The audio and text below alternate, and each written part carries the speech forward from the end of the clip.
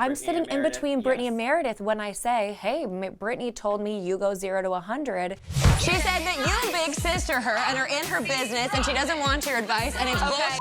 She says you go from 0 to 100 over nothing. I must not have believed Meredith goes 0 to 100, otherwise I wouldn't have been sitting right in the line of fire. You go from 0 to... Are you kidding me? You can stop. Are you serious? Why would Bronwyn share this with the group? This was when we were getting along. Does she not care about my friendship? Because right now she's losing it. With like spilling that tea, I mean, that was private. I just don't know why Meredith goes from 0 to 100 in 0.2 seconds. I'm not completely innocent. I have done the exact same thing. What did Angie have to say? Angie compared you to Jen Shaw. She did not. So I need to, I guess, forgive Bronwyn. But for the right now, it's just, I don't know. I think it was shady and unnecessary.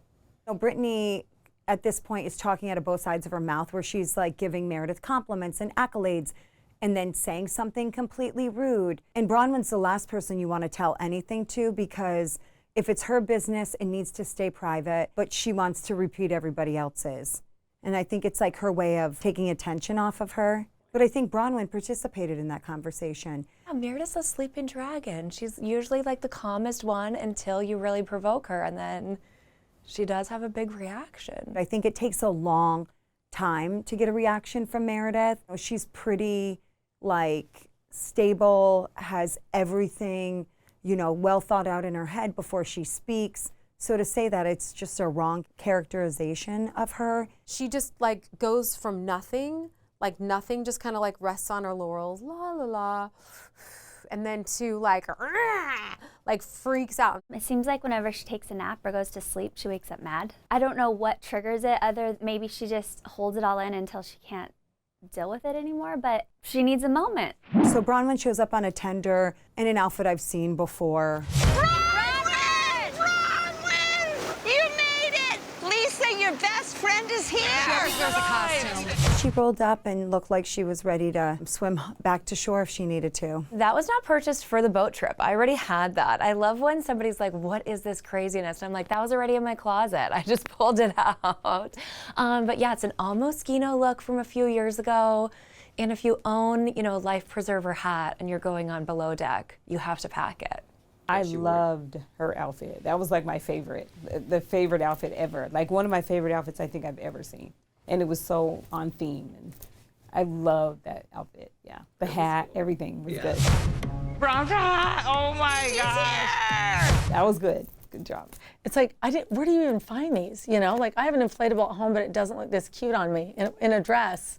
So she made a grand entrance. I didn't think it was going to be such a big deal. I thought I would just kind of show up and merge in the back and get on the boat. Obviously, my timing was off. I got there separate from them, so I had to make this grand entrance that probably just highlighted the fact that I was late more than downplayed it. I didn't really think too much about her arriving late.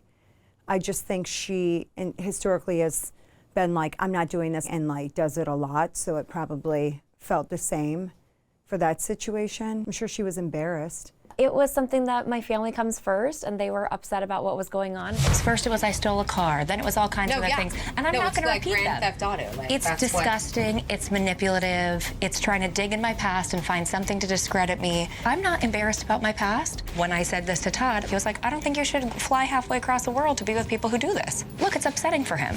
I needed to make sure they were kind of all settled and taken care of before I took off on a boat trip, right? I'm glad that she showed up. You knew it was going to be talked about, so I'm glad that she got the courage up. Also, you know, I'm sure she was dealing with other things. So the tender brought her out in the cutest outfit, and she made it, and she was able to kind of defend herself, you know, a bit. More importantly, show up and say, I don't care what people are saying about me, I'm here. The group decides to play a game where they throw water on Britani every time she mentions Jared's names. Yeah, that was actually my idea. If you say Jared's name on this trip, we're gonna splash you with water. Jared. Oh my God! She was doused. All we needed to do was add some conditioner in and rinse, repeat, and she would have been ready to go for the next day. It was a shower. Someone pours water on me, it would not be that cool. she had a good spirit about it. I think at one point, Whitney ran around with a bucket with like the pitcher of water and chased me around with the pitcher of water. It was a lot. But I mean, again, I think they mean well, but it started to get a little bit much. I'm trying to help Britani make up her mind if she's going to date Jared or not date Jared. And so I just got so sick of hearing his name on our trip that I thought it'd be a fun way, like how you train your dogs, you know? At first, I remember being like, oh, we shouldn't do that because we're just gonna, there won't be enough water left in the ocean for this boat to stay afloat once we start this game. And now I wish I'd gotten in on it. It was my last chance to throw water on Britani, so I wish I'd been part of it. But yeah, anytime we're silly versus, ruining someone's life, I'm up for it, yes. And Britani was a great sport, We're trying to well, I don't know, it's that game where you do something, I don't know, it's like a shock thing to get people to stop. Yeah. It didn't work though. No. She just still did it all season. It felt a little archaic, but I mean, she has a great way of bouncing. She's light about it, so I don't think it really bothered her. Talk a little bit about Britani's spirit and how she's able to bounce back. I kind of observed about her that she plays games. She likes to play games. She's kind of a game. She plays game with Jared. She plays games kind of with her kids. She kind of plays game with her friendships. And I feel like that's how she takes anything. It's like a game to her. It's either something to win from it or to lose from it. And I think that's how her personality and her, did you say spirit? I think that's how she is. And I think that she's able to bounce back because she doesn't think anything's real. She thinks life is just like a big old, stuffed animal with Jared's voice in it. You brought a stuffed animal? Good night, baby. You are loved. That's right. I'm throwing that overboard. And it's not,